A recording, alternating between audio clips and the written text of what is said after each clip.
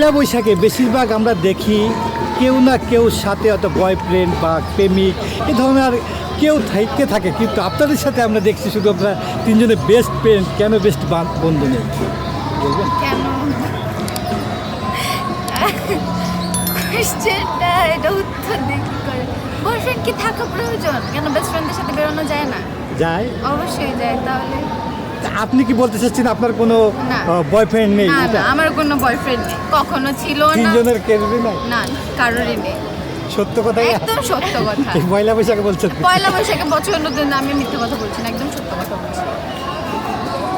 এখন নতুন বছর উপলক্ষে আপনার বয়সী যে আপনার ফ্রেন্ড বা আপনার যে বয়সীরা রয়েছে তাদের কি বার্তা দিতে চান?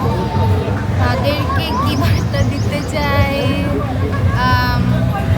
এটা এক একজনের মধ্যে এক এক রকম। আমি বলবো যে নতুন বছর সবার যাতে ভালো কাটে, সবাই যাতে সুন্দর করে নতুন বছরটা উদযাপন করতে পারে।